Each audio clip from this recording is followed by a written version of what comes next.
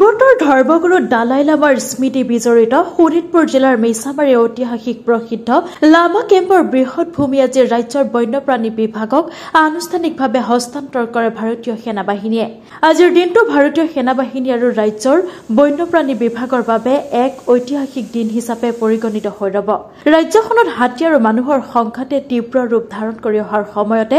মহামান্য উচ্চতম ন্যায়ালয়ে বিভিন্ন সময়ত অভয়াৰণ্য আৰু বনাঞ্চল বনভূমি বেদখলমুক্ত কৰিবলৈ কঠোৰ নিৰ্দেশনা জাৰি কৰি আহিছিল। মহামান্য উচ্চতম ন্যায়ালয়ৰ ৰায়ৰ প্ৰতি সন্মান জনাই মিছামাৰীস্থিত ভাৰতীয় সেনাবাহিনীয়ে প্ৰশংসনীয় পদক্ষেপ গ্ৰহণ কৰিছিল, যাৰ পৰিপ্ৰেক্ষিতত 1959 চনত সোণাইৰূপাই বন্যপ্ৰাণী অভয়াৰণ্যৰ ভূমিত দেশৰ সুৰক্ষাৰ স্বাৰ্থত ভাৰতীয় সেনাবাহিনীয়ে স্থাপন কৰা লামা কেম্পৰ 41 হেক্টৰ ভূমি ভাৰতীয় সেনাবাহিনীয়ে বনাঞ্চল আৰু বন্যপ্ৰাণী সংৰক্ষণৰ স্বাৰ্থত বন্যপ্ৰাণী বিভাগক গতাই দিয়ে। ঐতিহাসিক লামা কেম্পত উপস্থিত থকা ৰাজ্যৰ বন বিভাগৰ বিশেষ মুখ্য সচিব ভাৰতীয় সেনা ছাউনীৰ জেনেৰেল মেজৰ নীৰজ শুক্লা, শোণিতপুৰ জিলা আয়ুক্ত দেৱকুমাৰ মিশ্ৰ, আৰক্ষী অধীক্ষক বৰুণ পুৰকাষ্ঠ, উত্তৰ অসম চক্ৰৰ মুখ্য বন সংৰক্ষক চি ৰমেশ, পশ্চিম শোণিতপুৰ বন প্ৰাধিকাৰী বিষয়া নৃপেন্দ্ৰ নাথ কলিতা, সোণাইৰূপাই বন্যপ্ৰাণী অভয়াৰণ্যৰ বনাঞ্চলিক বিষয়া জিৰত তেৰং, নামেৰী ৰাষ্ট্ৰীয় উদ্যানৰ বনাঞ্চলিক বিষয়া দেৱাশিষ বুঢ়াগোহাঁই আৰু আমাৰাবাৰী বনাঞ্চলিক কাৰ্যালয়ৰ বনাঞ্চলিক বিষয়া ৰাজু শইকীয়াকে ধৰি সেনাবাহিনীৰ কেইবাগৰাকী শীৰ্ষ বিষয়া উপস্থিতিত মিছামাৰী ভাৰতীয় সেনা ছাউনীৰ প্ৰশাসনিক অধিনায়ক কৰ্ণেল বিকাশ মেহতাই ভূমি হস্তান্তৰ আনুষ্ঠানিক পত্ৰত স্বাক্ষৰ কৰি পশ্চিম শোণিতপুৰ বন্যপ্ৰাণী সংমণ্ডলৰ বন প্ৰাধিকৰণৰ শ্ৰী পিৰাই সুদন বীৰ হাতত অৰ্পণ কৰে। ইয়াৰ লগে লগে অতীত হৈ পৰিল লামা কেম্পৰ ইতিহাস।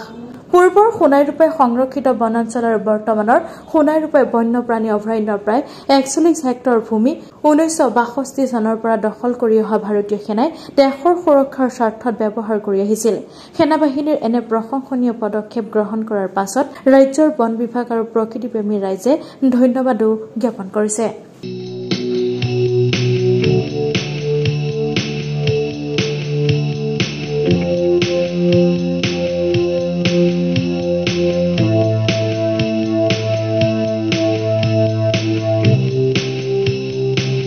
देश की प्रगति के लिए और देश के भविष्य के लिए काम करती है। ये जो आज हमारा पहल है फॉरेस्ट डिपार्टमेंट के साथ मिल करके, ये 50 साल पुराना जो हमारा लैंड हमने यहाँ पे इस्तेमाल किया था अपने फ़ौजी कामों के लिए अरुणाचल में जाने के लिए, आज हमने हैंडओवर इसलिए किया ताकि हम अपनी इस मातृभूमि को प्रिजर्व कर सकें, कंजर्व कर सकें, वाइल्ड लाइफ को कंजर्व कर सकें, फॉरेस्ट कवर बढ़ा सकें, ताकि जो हम आज देख रहे हैं विपदा, जिस तरीके से गर्मी बढ़ रही है देश में, बाढ़ आ रही है, लैंडस्लाइड हो रहे हैं, वो सब इसीलिए हो रहे हैं कि फॉरेस्ट कवर कम हो रहा है। तो हमारा ये एफर्ट फॉरेस्ट के साथ मिल करके सिर्फ इसीलिए था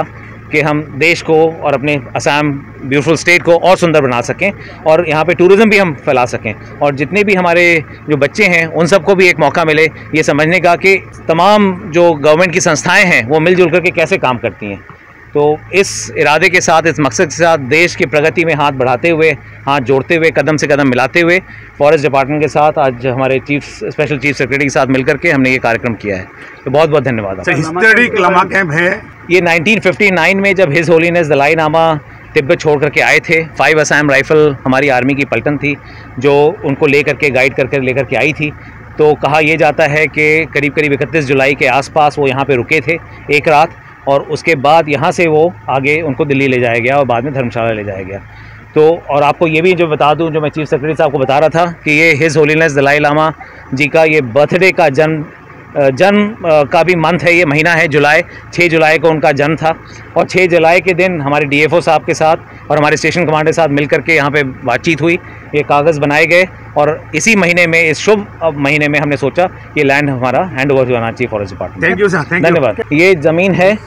102 एकड़ ज़मीन है, ये 102 एकड़ फॉरेस्ट ज़मीन है। ये जुलाई 10 तारिखे यार आर्मी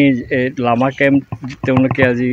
50 বছৰ আগত এইটো লৈছিলে। সেইটো আমাৰ সোণাইৰূপাইৰ এটা পাৰ্ট হয়। 90 হেক্টৰ প্লাছ আৰু 10 হেক্টৰ 100 হেক্টৰ তেওঁলোকে আজি আনুষ্ঠানিকভাৱে এই এৰিয়াটো আমাৰ western Assam wild life division যিটো আছে বন বিভাগৰ, তেওঁৰ ডিএফঅ'ক আজি আনুষ্ঠানিকভাৱে হেণ্ড অভাৰ কৰিলে। আৰু এই কেম্পটো আৰ্মিয়ে ইয়াত একো নাছিলে, ইয়াত তেওঁলোকে কমেও 2টা বেটালিয়ন থকাকৈ ইনফ্ৰাষ্ট্ৰাকচাৰ ইয়াত ৰেডি কৰিছে বনাইছে আৰু এই ইনফ্ৰাষ্ট্ৰাকচাৰটো মই ভাবোঁ যে আমাৰো যিবিলাক বেটেলিয়ন আছে বা পুলিচৰ কামাণ্ডো বেটেলিয়ন আছে সেইবিলাক থাকিবৰ কাৰণে আৰু এই এৰিয়াটো আমাৰ যিটো ডমিনেশ্যন লাগে সেইটোৰ কাৰণে এটা খুব ভাল এটা আমি অলৰেডি ৰেডিমেড আৰ্মিয়ে ইয়াত একো তেওঁলোকে সব বস্তুৱে ইয়াতে থৈ দিছে সেই গোটেই ইনফ্ৰাষ্ট্ৰাকচাৰখিনি আমি আজি পাবলৈ সক্ষম হৈছোঁ আৰু সেইটোৰ কাৰণে মই চামাৰীৰ জিঅ'চিক শুক্লাজীক তেখেতক মই ধন্যবাদ জনাইছোঁ। এক ঐতিহাসিক দিন আমি জানো যে প্ৰায় 1959 চনত হিজ হলিনেছ দালাই লামা এই পথেৰে আহিছিলে কামেংবাৰী হৈ তিব্বতৰ পৰা যেতিয়া আহিছিলে এই পথেৰে তেজপুৰলৈকে আহিছিলে আৰু ইয়াতে তেওঁ এজোপা গছৰ ছাট জিৰণি লৈছিলে আৰু তেখেতৰ নামেৰে এই কেম্পটোৰ নাম লামা কেম্প ইমান দিন হৈ আছে আৰু ভাৰতীয় সেনাবাহিনীয়ে এই কেম্পটো ৰক্ষণাবেক্ষণ কৰিছিলে প্ৰায় 100 হেক্টৰ মাটিত আৰু তাত আপোনালোকে দেখিছে যে গোটেই ইয়াত আৰ্মি বেৰেক বা গোটেইখিনি আছে এতিয়া তেখেতলোকে মানে গোটেইখিনি যেনেকৈ আছে তেনেকুৱা ধৰণে যিহেতু এইটো সোণাই ৰূপাই অভয়াৰণ্যৰ ভিতৰৰ সেইবাবে বন বিভাগক তেওঁলোকে যেনেকৈ আছে আটাইখিনি অৰ্পণ কৰিছে আৰু ইয়াৰ ফলত ৱাইল্ড লাইফ প্ৰটেকশ্যনৰ কাম হ'ব বন্যপ্ৰাণী আমি ইয়াত অভয়াৰণ্যখন ৰখাব পৰা যাব